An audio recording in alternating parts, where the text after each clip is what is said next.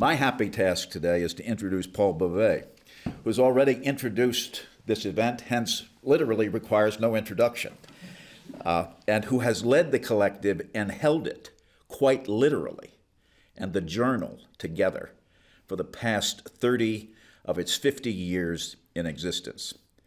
The focus of his talk today, Henry Adams, also happens to be the subject he put on hold to take up these editorial responsibilities. When Columbia University Press published Paul's dissertation, Destructive Poetics, Heidegger, and Modern American Poetry, they promoted it as the first book of deconstructive criticism published in the United States.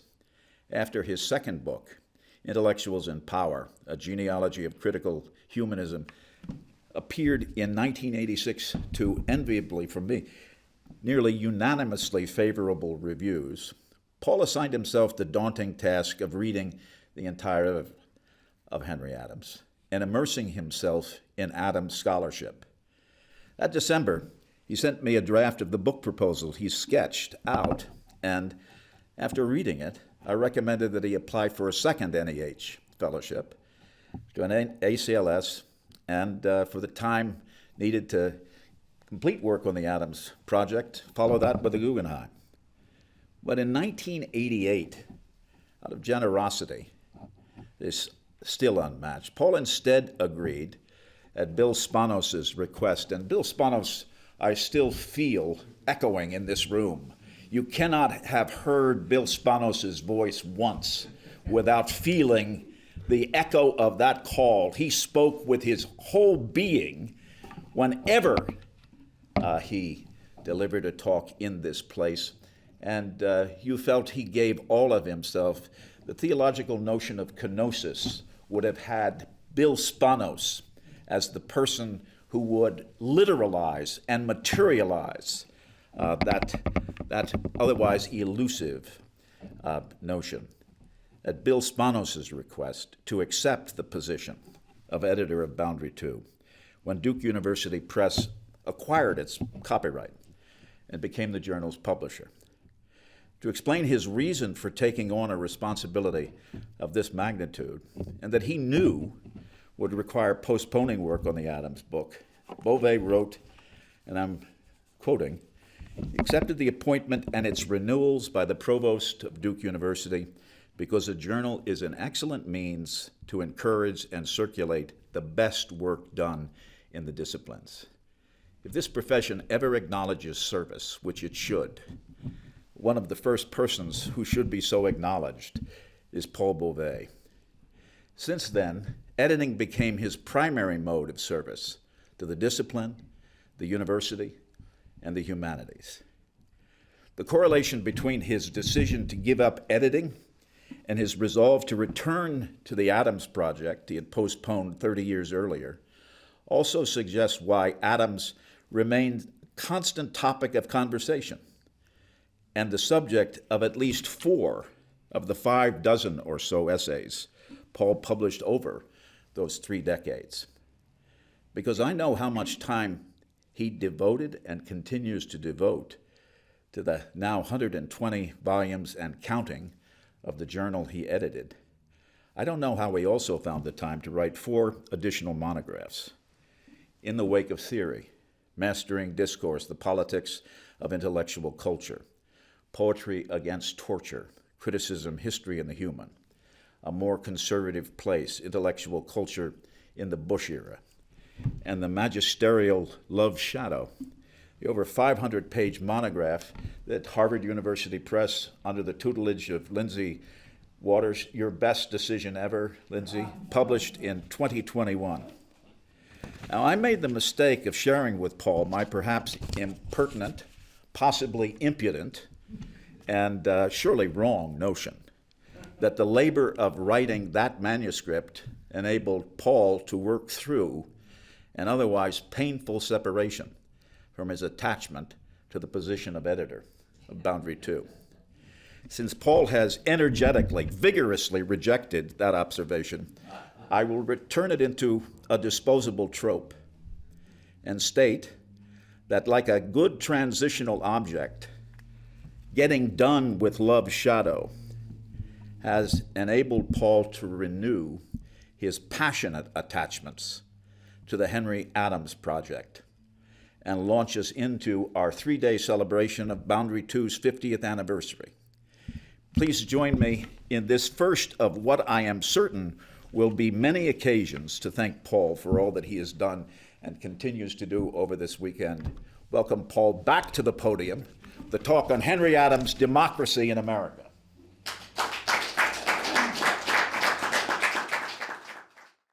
I've now seen why I can't possibly find enough words to thank Don, no matter how hyperbolic. But Don also preempted something that I had planned to do at the very beginning, and I will do it again. Just this morning, actually last night, I had a text message from Meg Haverin, the 30-year managing editor of Boundary 2, the backbone of the entire project of the journal.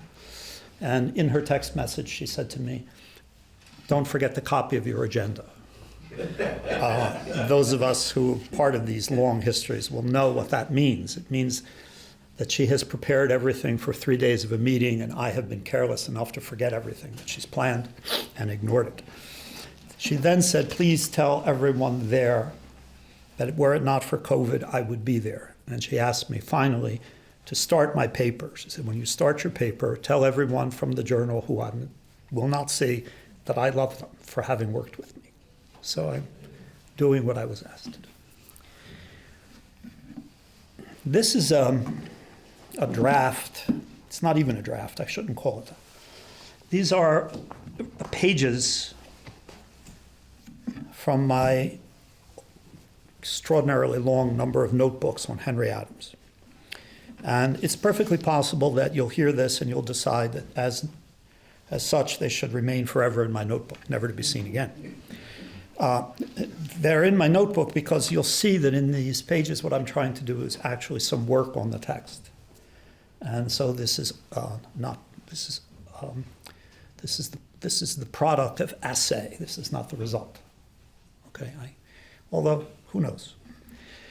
Maybe nothing better will come. So I have a little epigraph that just seems to me apropos to this time in American life.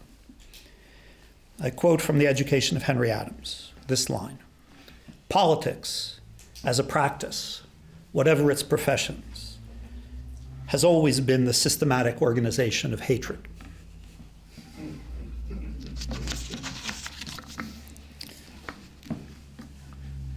I can't possibly talk about the entirety of The Education. I still, after all these years, don't have my arms around it, so here we are. It's just the bits.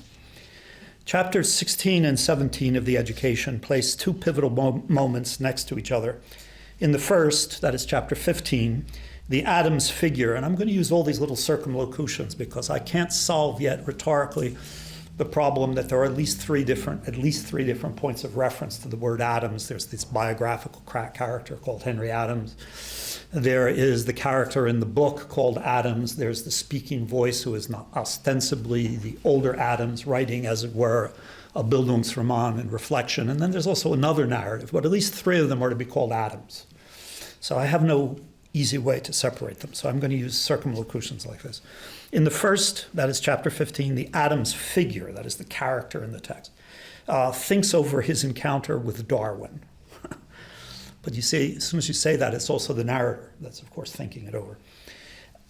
It thinks over his encounter with Darwin in evolutionary science. In the second, chapter 16, the figure is part of his then out-of-place family's 1868 return to an alien post-war U.S. after his father's 7 years as American minister to the court of St. James.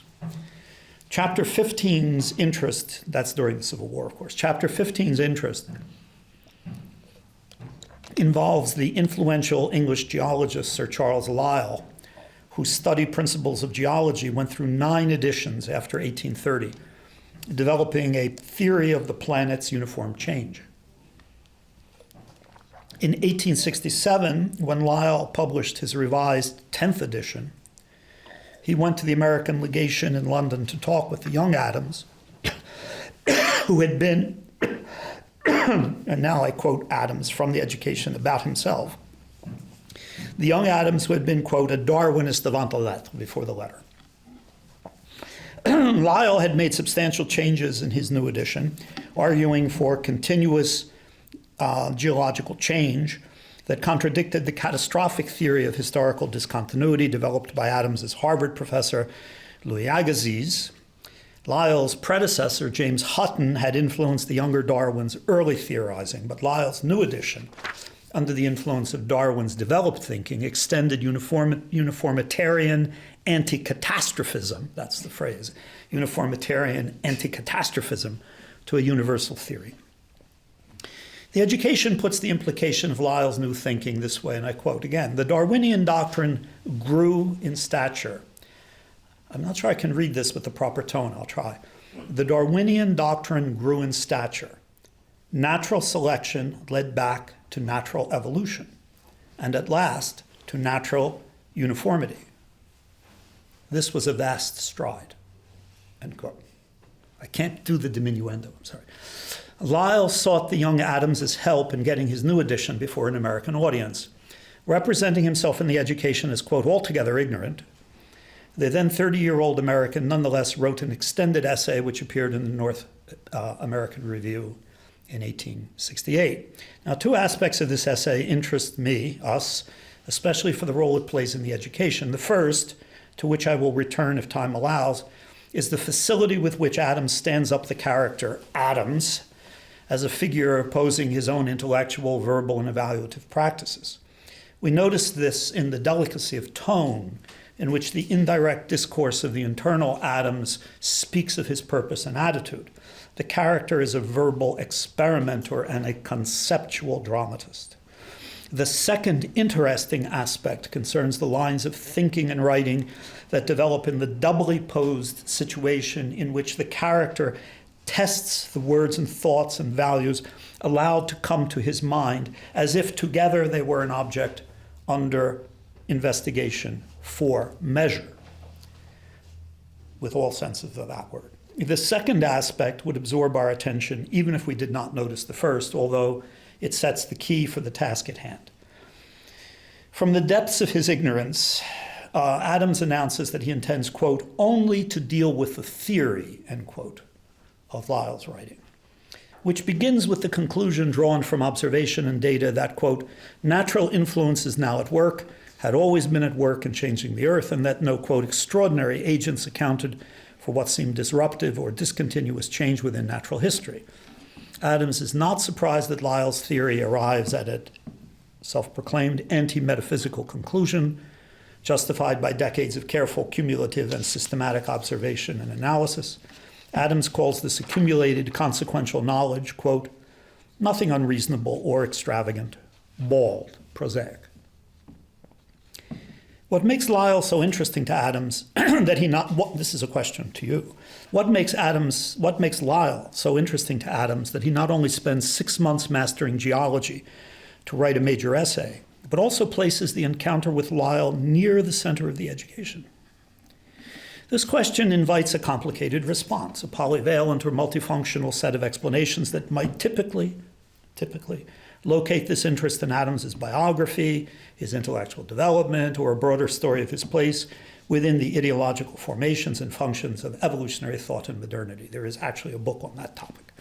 For example, one answer might be that Lyell interests because, despite his own book's claims, Adams can reveal the persistent metaphysics in a seemingly anti-transcendental positivism.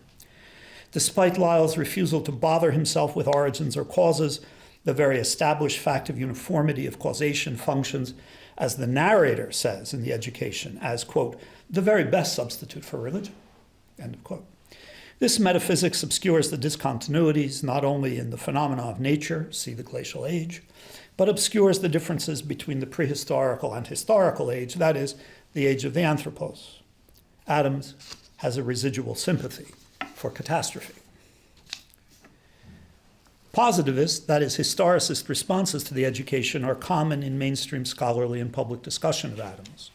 They treat the book as a sort of memoir, so they, that is, the people who read it, can retell it several times in social terms.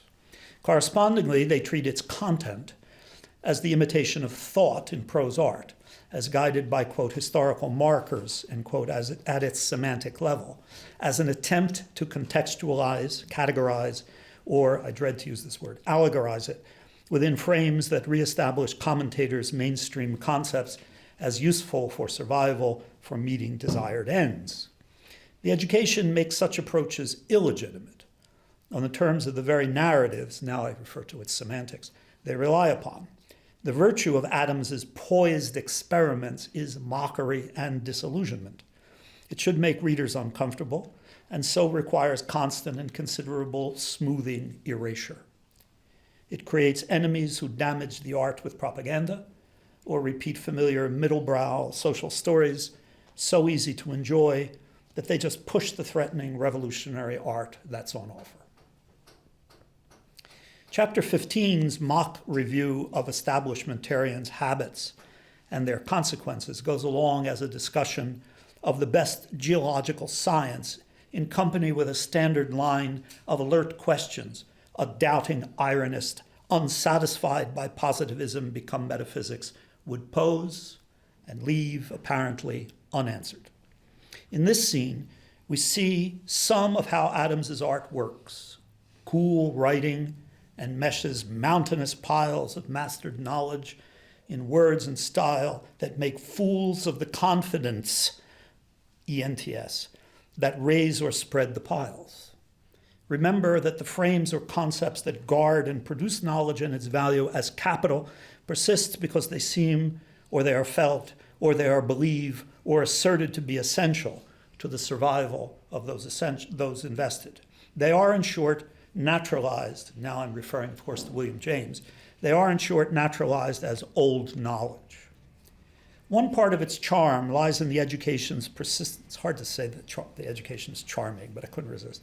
One part of its charm, it's like, I guess more like a magical device, One part of its charm lies in the education's persistently preempting forms of action taken by knowledge workers, including those who read it within their normal frameworks. The book could play a strangely liberatory function for readers who might accept for a moment its leading metaphor, that is, the offer to educate. I excised here a whole section on Adams's introductory discrimination between being a pupil and a student and being curious and so on. Education does not end in its beginning, but it must start there because education always costs. Education always costs at first the loss of pleasure in old truths. Now, Henry Adams had conducted one of the grand educational experiments in the art of history. It is easy to say that he amassed piles of research knowledge in a writing project that kept his attention for much of 2 decades. He wrote one of the monuments of American history, a highly original investigation into the formation of a nation state, the 9-volume History of the United States in the Administration of Jefferson and Madison. He appended a series of biographies and historical essays, which together led no less than Leo Strauss to call Adams, quote, the best American historian. In writing, Adams's experimental sense is prior to any historical sense, and it is active throughout thousands of pages in which he tests the action, words, and forms of American formation, as well as the expected understandings of the same. And now a lacuna and a leap with no proper liaison, I apologize. Aristotle said, and I quote, this is the Oxford translation, Aristotle said that, quote, poetry is a more philosophical and higher thing than history. For poetry tends to express the universal, history the particular. By the universal, I mean, says Aristotle, how a person of a certain type on occasion speaks or acts, according to the law of probability or necessity. And it is this universality at which poetry aims in the names she attaches to personages, end quote. Now, we normally believe, when Aristotle says this in the Poetics, that he means characters, quote, characters, when in this translation he refers to personages. Given the priority he assigns to plot, that is, to movement in relation to time and action, names, the quotes, assigned creatively by poets, regardless of audiences' memories and knowledge, names attached dramatically to qualities and functions, to meanings and value, In this, names and the things to which they attach are tropes, figures that turn in movements through time and space. They are key technical devices in literary art, generalized. Aristotle's notions suggest that poetry educates with its particular combination of specifics and universals, with its nomination or personification of figural movements, which, like color, light, and line in painting, are the materials of poiesis.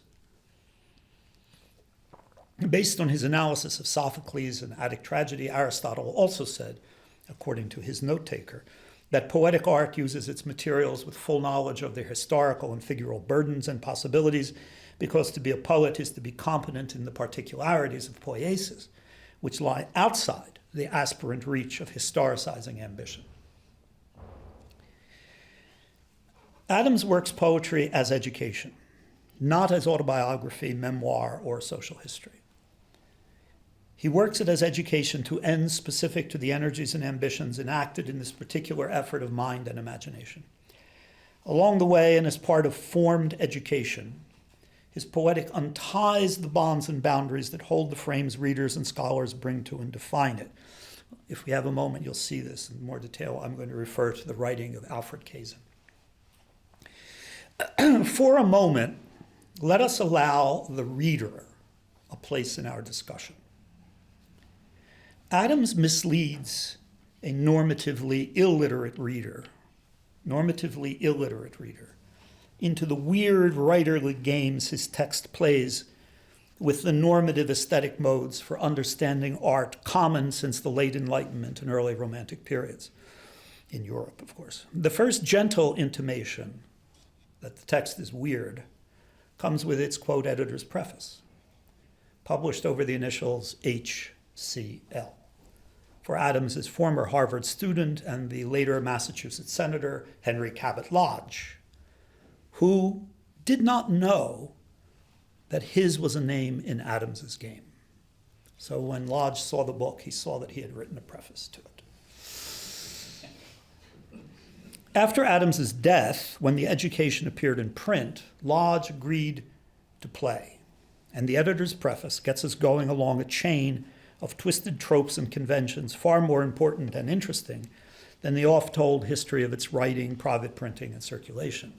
Once we let the reader into the picture, then evidence shows most popular and academic readers process the controlled complexity of the complicated poetics of enactment, dissolution, reformation, and reevaluation that is a critical core of the book's poiesis. A second authorial preface, this is a book with two prefaces, a second authorial preface begins with an astonishingly clever inversion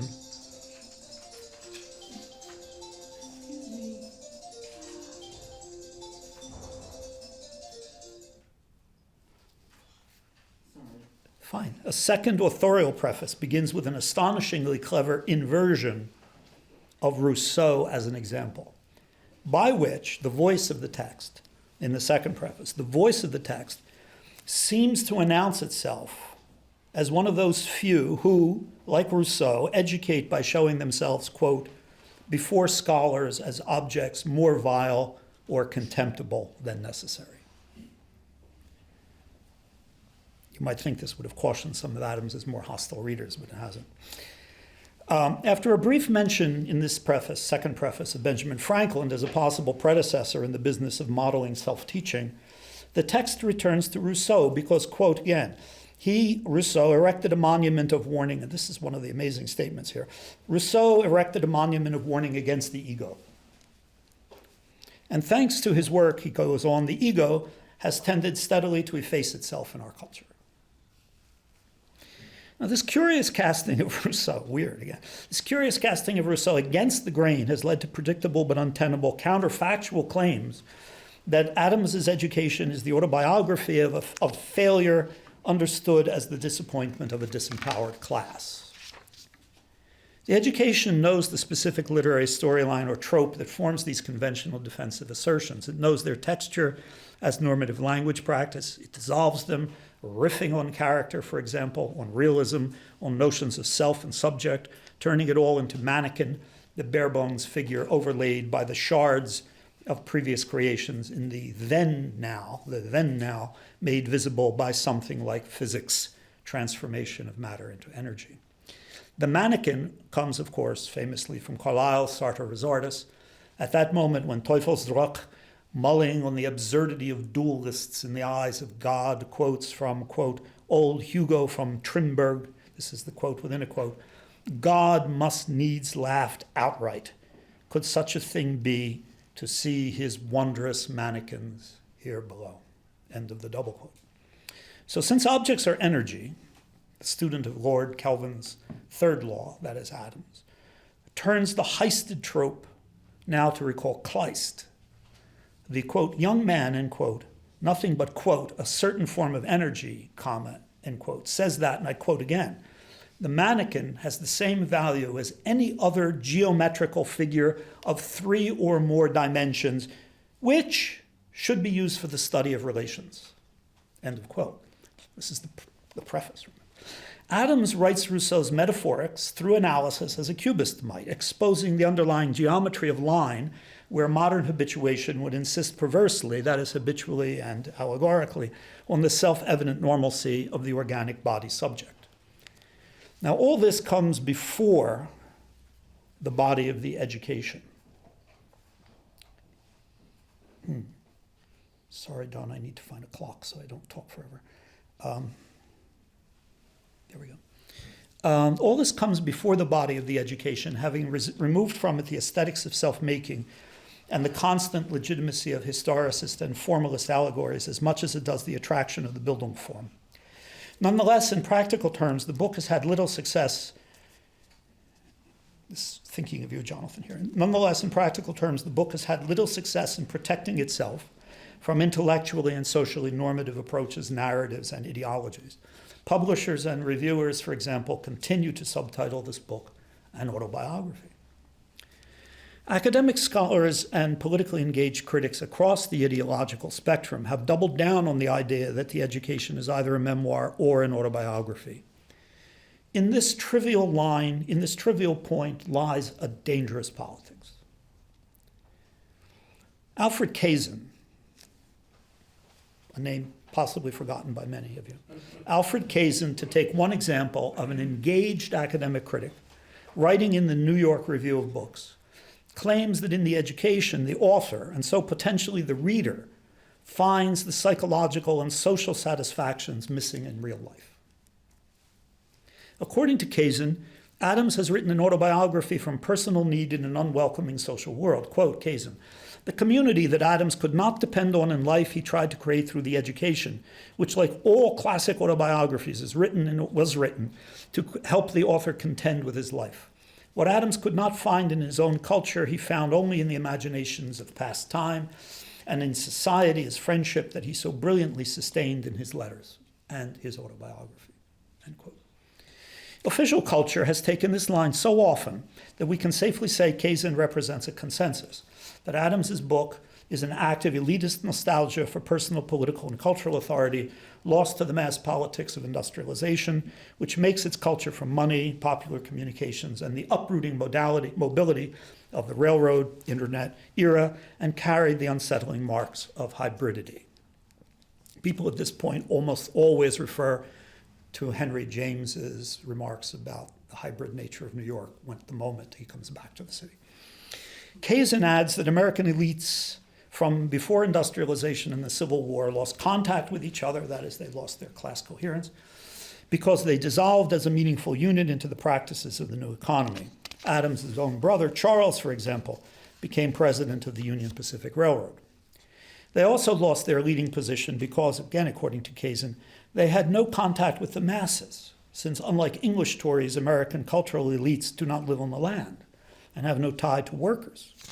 Now, Kaizen's account represents a range of objections to Adams that have helped place his work in this book, making it known in advance, chewing it to a pulp easily digested and passed, by most especially American readers. Now, incredulity may underlie the misjudgment of a work. I think that's right. It can even support conventional modes of apprehension and unexamined stories used to describe, place, and value a work. These modes of misrecognition, méconnaissance, are a form of surface labor that makes it appear all is well in the world of convention. The Adams archives contain one simple example of this incredulous judgment. In a letter, Charles Francis Adams, as I say, the president of the Union Pacific Railroad, in a letter, Charles mocks his brother for invoking Rousseau. And I quote the letter very briefly. "You, Rousseau, you?" And Henry writes back and says, "Oh, if only you could read." It's the same thing he said to William James in explaining why he didn't send him a copy of the privately printed Education when he had sent it to his brother Harry. Kaizen laughs with Charles at this point, laughs at Henry's recollection of Les Confessions, 1770-82, as a predecessor of his own book. Rousseau, after all, was famously giving of himself, says Kaizen. He's famously giving of himself, while Adams, in Kaizen's view, could not be more withholding. The sort of intellectual work that comes to such a conclusion, Adams says, as Kaizen writes, the sort of intellectual work that comes to such a conclusion is dangerous. At one moment, though, Kaizen, this is interesting, Kaizen comes close to at least one quality that makes readers like him socially necessary, that is a hired gun. The Education, Kaizen writes, and I quote, is in style alone an inimitable case of what Adams calls form. And then he quotes Adams's definition of form. Form, the instinct of exclusion. End of quote. Now, Kaizen has all the public credentials he needs not to think this brush with imaginative rigor. A socially minded critic of the anti-communist left, a writer whose values could be at home in neoconservatism, Kaizen tars over the bright star in the writing, the practice and invitation to think what we might call the problem of art and writing. There's another part of this notebook that has a long piece of writing called Why the Neocons Hate Henry Adams. It's in the period after the turn of the century, when the modern library chose The Education of Henry Adams as the most important and achieved work in English of non-fictional prose, the assault on Adams really began from the neocons and continued till after the Iraq War. Anyway, Kaizen summons approved ideology to set the instinct of exclusion behind thick clouds. Let us at least agree that Adams's word style, a metonym for writerly art and a notoriously complicated technical achievement, deserves more attention than Kaizen gives it. His obscurantist neglect is a feature of his task. He settles the art of writing into the ideological domain created by the familiar swamp of such words as exclusion, elites, and nostalgia. So sealed off, Kaizen makes Adams's word style a shortcut to his entombment within a tired modernist canon of art written by exhausted elites.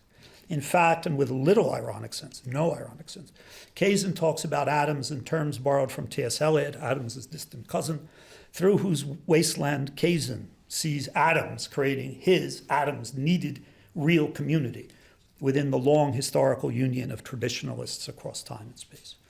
Finally, for Kaizen, Adams's style reduces to elites' recognition of each other as possessing a shared intellectual landscape, his sense of elites, right? The shared intellectual landscape.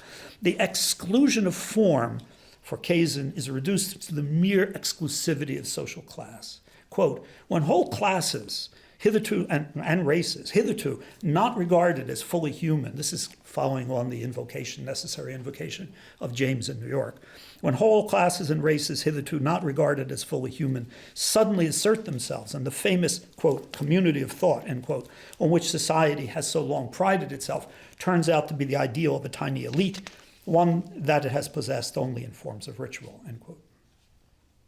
Now, not all writing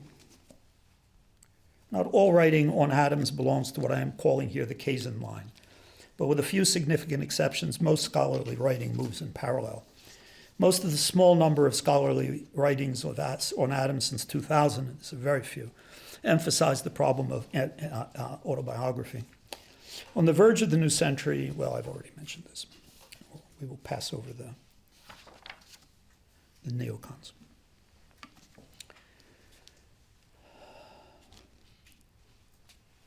The designation of the book as autobiography written by a tired elitist is a mistake, not only because Adams did not call the book an autobiography, and because he had his profound suspicions of the form, autobiography, of the genre. Evidence of the suspicion is scattered everywhere in the letters. More important, he wrote The Education after the time when stories and theories linking subjectivity to aesthetics could pass untroubled.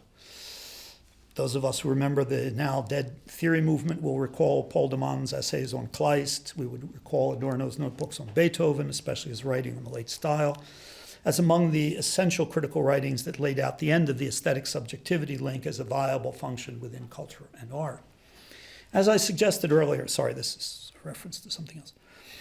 Viability is not an essential criterion of practical criticism and cultural disposition. Viability is not an essential criterion of practical criticism and cultural disposition. I'm going to skip just a little bit.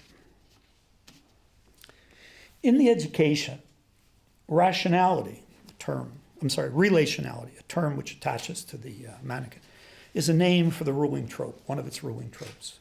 Relationality is an invitation into the text's complicated workings with and on its inherited materials and the creativity of its subject. Just a little more and then I'll stop. Chapters 15 and 16 each arranges items and sets that have positions like clothing across the mannequin, which models the arrangements in interesting but ad hoc ways.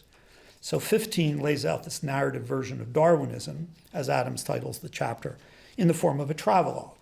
The story moves, this is in the keeping of the autobiography motif, the story moves from the American legation in London to Wenlock Edge, Shropshire, to the Roman Campagna before a final return to Liverpool, where, quote, Adams, end quote, English adventure had begun in 1861 with Lincoln's appointment of his father as American minister in a long and interminable sentence.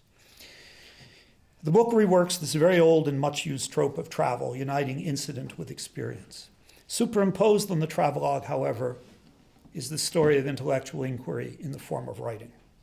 Of Adams's, now the character's, reflections upon evolution as he encounters specific elements of a world that induces questions and hypotheses that requires different formations of expression. These narrative figures together give us a comfortable and expected unity of aesthetic performance around the existence of the subject and formation. In addition to these small narratives, however, on the surface of the mannequin, are devices that insist on relationality in ways that do not sit well with the narratives that would allow the standard autobiographical and aestheticized discussions of the book. For example, then I'll stop. For example, in Closer Look, the much discussed autobiographical episode of the travel from London to Wenlock Edge seems not to have happened. The opening to the illusion of travel and physical movement in the writing is, in fact, a question and answer put within the analysis of the concepts of paleontology. Adams wanted Lyell, he says, in The Education now, not in the essay, he wanted Lyell to introduce him, that is him, Adams, the young Adams, to the first vertebrate, the aboriginal vertebrate. The abstract answer to the question, what was the aboriginal vertebrate, is important from the novel, the text, and everyone knows what it is. The answer is the Pteraspis, an ancient fish, quote, whose bones were still reposing under Adams's own favorite abbey on Wenlock Edge, end quote. The question's motive lay not in science, but in epistemology and morals, in the concern that evolution promised uniformity not only in the knowledge of nature, but also in the arts and human creation. Evolution also promised selection, whereas examples of uniformity offered, quote, much too little selection, end quote. What does this small conundrum in the relation between evidence theory and epistemology matter to the mannequin? Adams asks, and he answers, quote, since this was altogether too much uniformity and much too little selection, Adams gave up the attempt of finding the vertebrate at the beginning. And he gave up the attempt to begin at the beginning. And instead, he tried starting at the end, himself, end quote. And so the amused tone of those phrases that mention the oldest vertebrate, the seeming beginning to uniformity. Adams, quotes, was bewildered by Lyell's answer, the Pteraspis, with its seeming disregard for contradiction, and amused by how this crack in the story, Lyell's story, opened the possibility for him, Adams, to play, to draw conclusions, to write a text that presented the norm, questioned it, rewrote it, wrote over it, devastated it, and left, for those who can see, wise humor, which is all that art could make of it. So one more paragraph.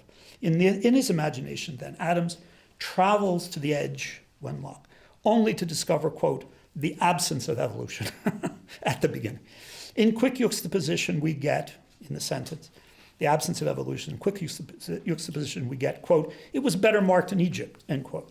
In turn, the tentative conclusion, quote again, it was felt wherever time sequences became interchangeable, end quote, which is, of course, he says, a perfect name for the nodal relationship or transaction the text has enacted. The absence of the edge, the presence of the long ago Egypt, marked as a site ancient enough to be read in evolutionary terms. Its own interchangeability, which prefigures, of course, Freud's archaeological sense of Athens and the unconscious, contrasts to the edge, which lacks marks, but is the 0 point of origin in the fantasies of paleontological knowledge. The historicity of Egypt clashes with the ahistorical permanence of the edge. What might be a colonizing metaphor, then, is also a challenge to the European desire for a universal that provides satisfaction. An important meme emerges, which gets developed over the next 2 chapters, one that describes the edge, but also the movement the text has performed. It's now referring to the text itself. The movement the text has performed. This is the meme. Nothing suggests sequence. Anyway, we'll stop there. Thank you. Too long.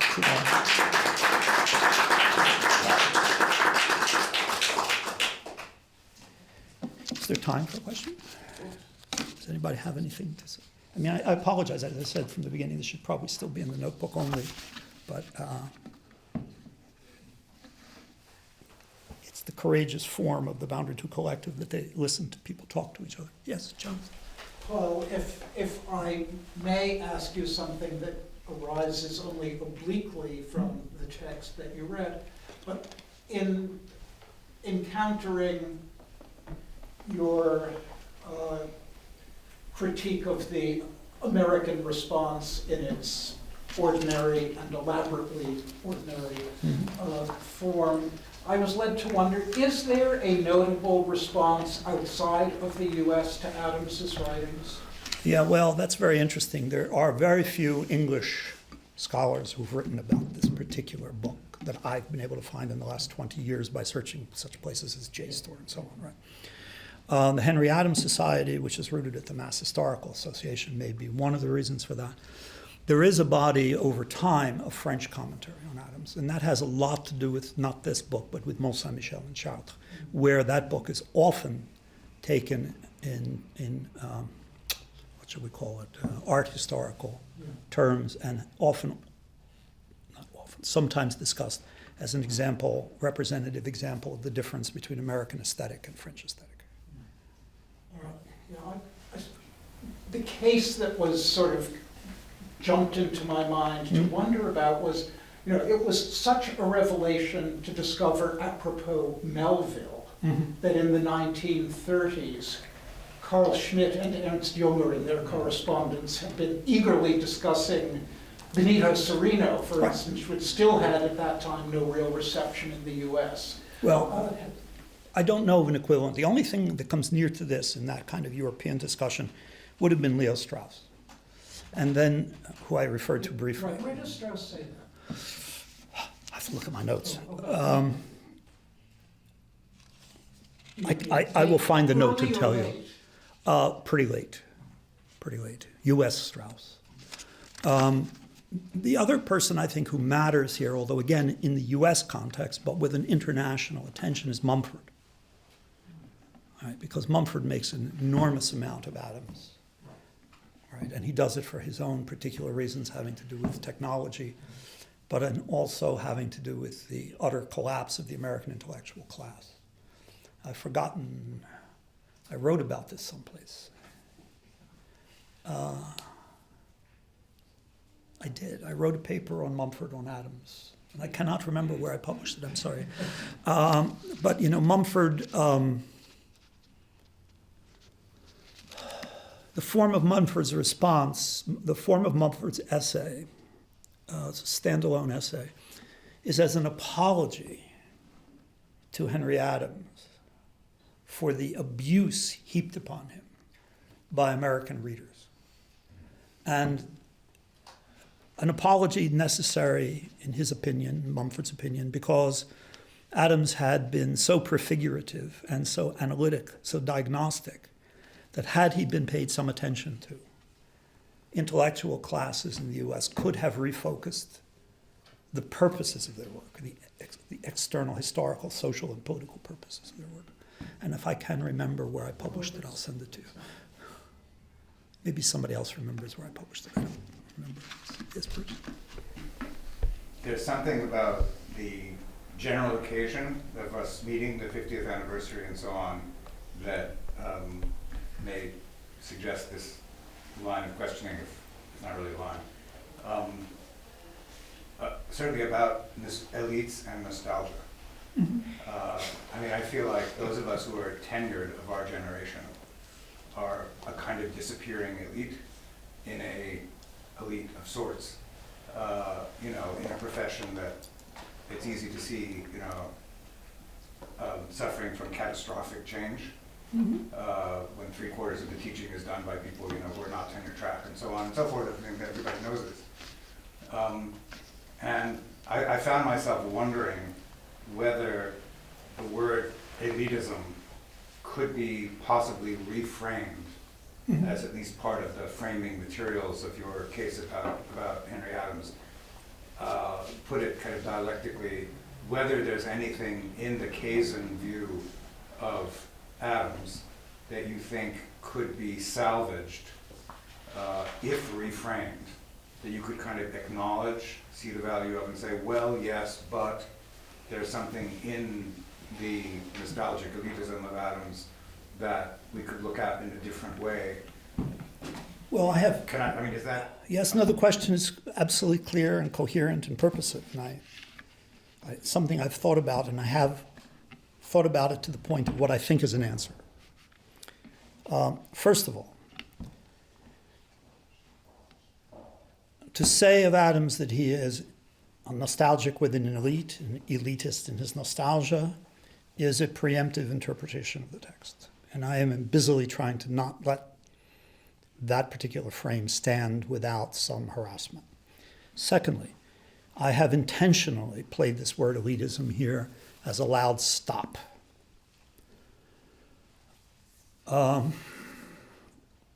We, handful of us who are still here, who have tenure and have had for a long time and have at some point experienced the freedom that used to go with that and the belief in the capacity to achieve something by virtue of that situation, we have been disabused. Yes? Now, this is not to leap. This is merely to tilt. Somewhere in the 80s, I believe, Jameson said,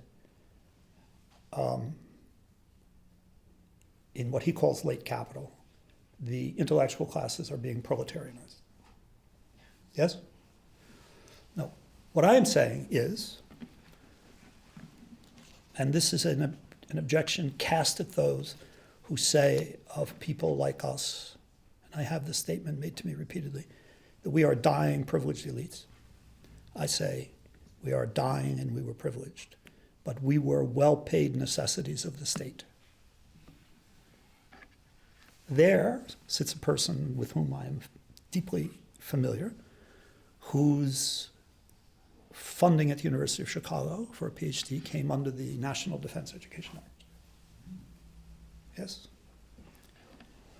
During a time when the Cold War, as Don could fill us in on endless details, during the Cold War, the need, because of ideological conflict and other matters, and also the lifting up of the US to the point of intellectual management of a global empire, put us at the service, created us as the servants of that apparatus.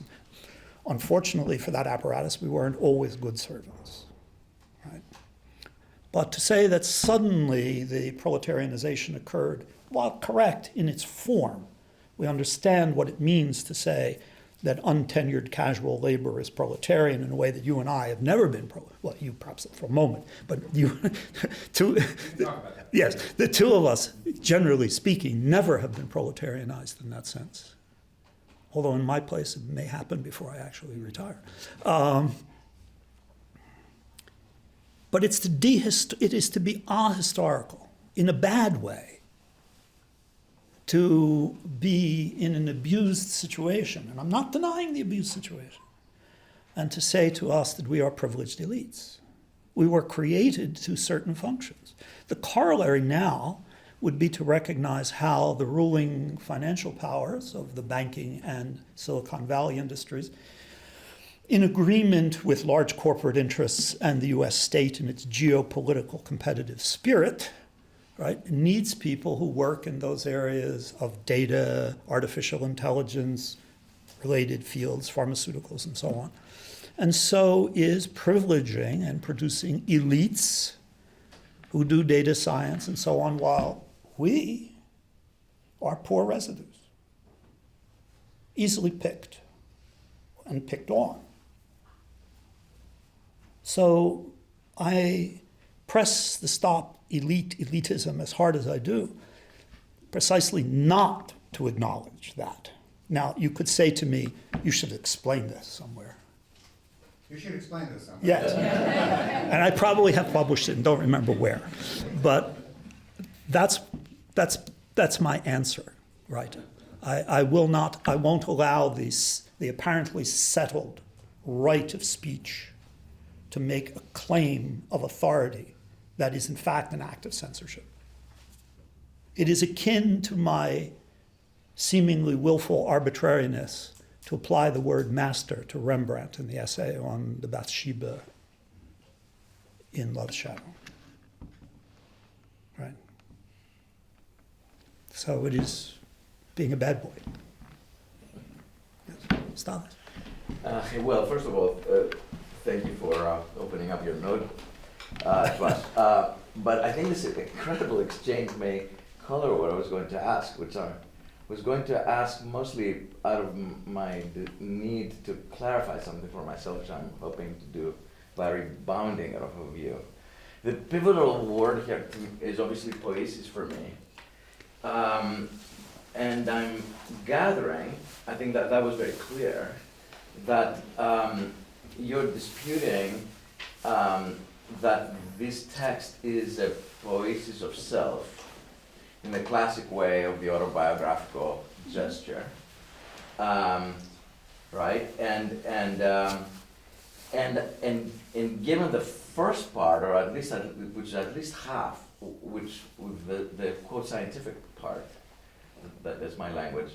I'm trying to figure out what then this would be. It's certainly a poiesis of. Is it a poiesis of a certain notion of species? But obviously not in a naturalized way, in entirely in a social historical way, which saying that now, is going back to what I said just a minute ago, that this exchange that just happened, definitely colors that point. The social historical is a very specific social historical. So I am trying to get a better sense of, because this is a fragment, obviously, from a huge work from your notebooks. So it is a kind of a vertical look into something that expands in ways that obviously I don't know. That I don't know either. Well, but I mean, is this something that we could say? There is a poiesis, right? Rousseau engages in a poiesis. He's clearly a poiesis of self, fully acknowledged.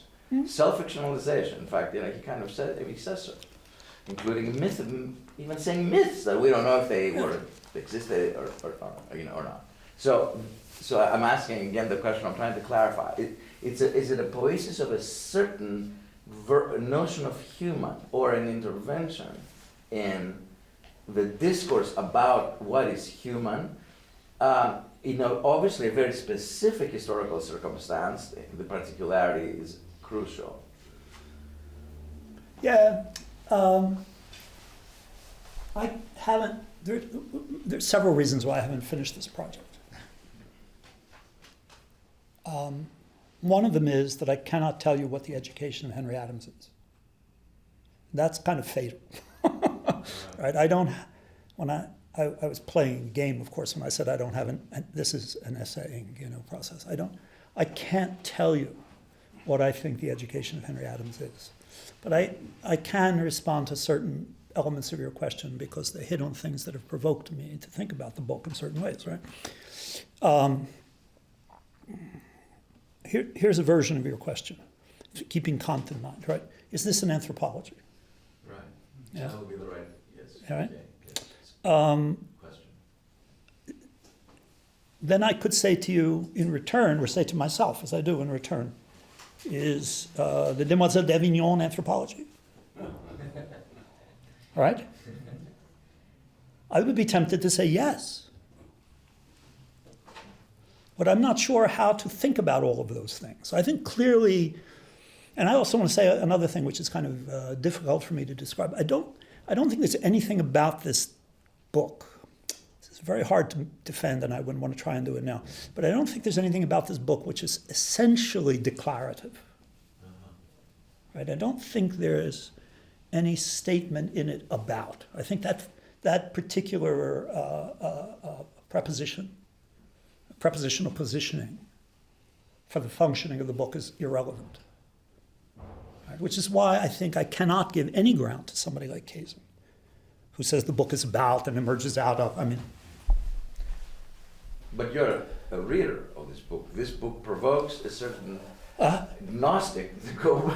No, you're quite right. You're quite right, because experience. No? What I would say back, therefore, is that the book, talk not about melancholy now, but narcissism.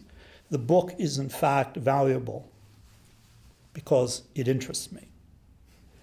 And what that means is and here this is a Damanian kind of recasting, right? What it means is that it's forced me to literally thousands of pages of writing, most of which will never force anybody else to another page of writing. But it is, and I was, again, Carol and I were talking about this. We happened to both be teaching in different classes, Mrs. Dalloway, Virginia Woolf's Mrs. Dalloway. So when I was teaching Woolf, I was thumbing my way through her letters and diaries of the period. And there's a very interesting remark she makes. And I can't quote it, and it's driving me mad that I can't quote it. I need to find it. But the idea is, if you have to answer the question, what is literature? The answer you give is, it's what interests and engages the mind and imagination of a person who would otherwise be hopelessly bored. Right? And then she goes on to say that she could live perfectly happily with art, music, and writing. Yeah. Now, somewhere in all of this are versions of the poesis side of the question. Now, I would say it's not about the human, but you could say that it's useful in the most profound sense in which the human creature can say something is useful, like water, air, and so on. It is useful because it keeps alive what the human is or is capable of being, which is far more than Kaizen. Right? So if I have to put Kaizen and Adams, it's this scale. Yes? Yeah, of course. Right? I mean, T.S. Eliot's, I think this is right, T.S. Eliot's first published review was a review of the education of Henry Adams. I think that's right. Yeah. So these are questions I don't, you can tell from this I'm thrashing by working through different pieces of this work. And probably I will be gone before it ever clears. Did I see a hand somewhere? No. Yes, sorry. Wonderful talk. I listened to you talk about Henry Adams for a long time. Very evocative. I have the two questions, maybe related. One is to go from the discussion of poesis to poetry, right? To ask if you I have an account of what Adams is very limited poetry. It's prayer, right? Might be doing in the relationship between that and history, and then my other is just maybe needing some clarification between the sort of and I think this is absolutely the right way of talking about the education of Henry Adams, the sort of network aesthetics of the edges, right, and of the nodal points, and even the, which I think is quite right, arbitrariness, right, of the connections, right? And Relationalities, yes. the relations, yeah. The theory of uniformity that is in there. Theory of uniformity as shard. Yeah, I yeah, mean, what is uniform? Nothing. What is uniform are shards. yeah. So if you can imagine the illusion of a multicolored, broken whole, the illusion of a broken mirror of multicolored shards looking like a whole object. And then imagine yourself staring into it. That's something like the experience I had when I opened the damn book. That's what I'm getting from your comments. Yeah. Now, I may be simply being driven mad by it. That's certainly possible too. But I really don't think so. I mean, Henry James, thought it an enormously important book, for example. It took William James a long time to read it because it took time to get it out of Henry Adams. He found it eventually on Henry. William James found a copy of the book on Harry James's bookshelf at the Lamb House and wrote to him and said, "Why did you never give it to me?" And the answer Adams sent back was because I know your ideas and so on, and I know what you would think and what you would say, and this what I'm saying here is so trivial it wouldn't have any impact, it would have no value to you, whatever. And he sends him a copy, and then James writes back and says, "Well, this is a brilliant book, but there's this mistake in it, that mistake, this mistake," and Adams doesn't reply. That's why Louis Menand, this terrible book by Louis Menand on, what's the name of that club in Harvard? Yeah, I mean, the person he completely ignores in that argument about pragmatism as the defining text, he ignores Henry Adams, who was at Harvard at that time, who was a close friend of C.S. Peirce, and certainly knew William James, and in public sense had a very strong sense of James's worth. But Menand doesn't include it. Now, it could be because Menand's lazy, which is okay. But it could also be because he knows enough to know Adams is not a pragmatist. It doesn't work. Right? So, who knows? I couldn't let that go by. I'm sorry. Yeah. Okay? I'm sorry, Arnie? Yeah, sorry, one other thing. I don't have a position on those few poems. No, I don't. I'm sorry. Not by themselves. Yes, sorry. I had a question in a way follows on what Stathis was asking before. I was trying to imagine how what you presented today is also a critical comment on a certain practice of a certain mode of life writing today. Yes. I'm thinking of a term that's frequently associated with someone, a young writer, poet, critic, who's associated with Boundary 2, but Ben Lerner. And the word autofiction, which has often come up in relation to his work. I'm thinking of his book, The Topeka School. Yeah, sure. I don't know if you're familiar with Of course. it, which is a kind of education of Ben Lerner type of text, which is stylistically very interesting, formally very interesting, does really interesting things with language as part of the practice of writing life. And so part of what your talk invites me to do, but I'm asking you partly whether I'm hearing this invitation correctly, is to read these texts in Lerner's book, for example, a different way, focusing more on form rather than the whole debate around autofiction. And in that sense, developing a different frame for reading this particular text. Is that part of what is there for you? Yeah, I mean, the thing that Ben did for us, first of all, was a very, very long essay on Ashbury Stevens. That's when he was still more poet than novelist. He still would tell you he's more of a poet than he's a novelist, but I don't care about that.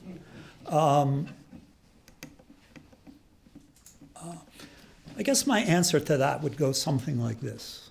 And I say this, as you know, as a person who's walking out the door, right? Since that's what I was accused of having written, right? Which was the text by which I walk out the door. I think the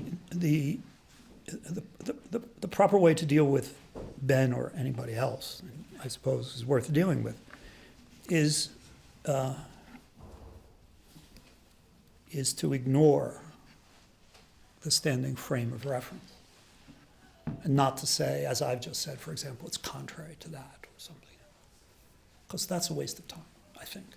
To the degree that I'm trying to use Kaizen as a puppet, which I think is okay, beat down this kind of particular mythology that allows us to believe that Henry Adams is just talking about himself as an unhappy human being.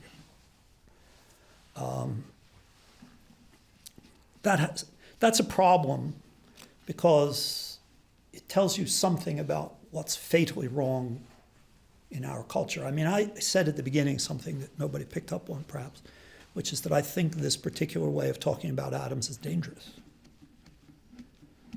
I think the normativities of our categorizing practice, are dangerous because of what they do to come back to Stathis' question, for example, what they do to our self-understanding ontologically, anthropologically. So we forget, for example, such things as our need for, let's call it, intellectual imaginative life. We just forget that. And instead what you find, and this is one of the terrible things about the profession, absolutely terrible things about the profession, and I've been part of this too, so I'm not self-exculpating, is groups of people identify categories, lines of thought, development, and they to come to occupy territory. And then it becomes necessary, if you're going to talk about a book that's like Ben Lerner's, or if you're going to talk about Ben, or if you're going to talk about some other novel which is advertised as autofiction by its New York publisher, then the problem of autofiction comes up.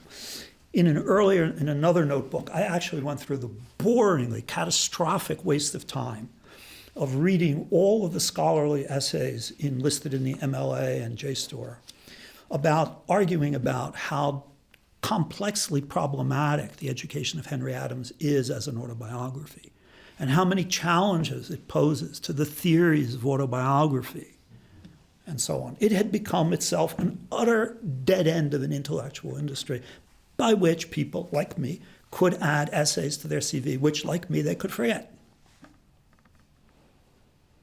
And then you have a publisher that comes out, Modern Library, and against the wishes in Adams's will, against the facts of the text, against the claims of the letters, publish the book under the title, The Education of Henry Adams, an Autobiography. Yeah? I mean, it's a devastating damage that's done to the imaginative possibilities that, for here we'll come back to the word elite, for those places where the imagination is still working and where we can see it, it's part of the proper business of the social and political and intellectual world, including the academy at times, too often, to occlude that possibility. So I would say, if you want to talk about Ben Lerner, forget you ever heard the phrase autofiction. Or, as Carol will tell you, I say all the time to her now when she brings up things like that, I say, I'm not interested, I don't care. I mean, that's the arrogance of my own particular situation, which is I tend, as a person who's read pretty hard now over a number of years on really hard books, to come to trust a formed set of readerly and judgmental habits. So that stuff can be clever. They can be V21 clever. I don't care. Which doesn't mean I won't read books written by academics. Of course I will, absolutely. But just as The Education is not an autobiography, by definition, Ben Lerner's book cannot be autofiction, whatever it is. People can call any whatever they want. Like I'm an elitist, tenured, distinguished professor, to whom one relatively junior colleague asked me fairly recently whether I'd decided to retire because it might free up money in the department. Anyway, thank you all.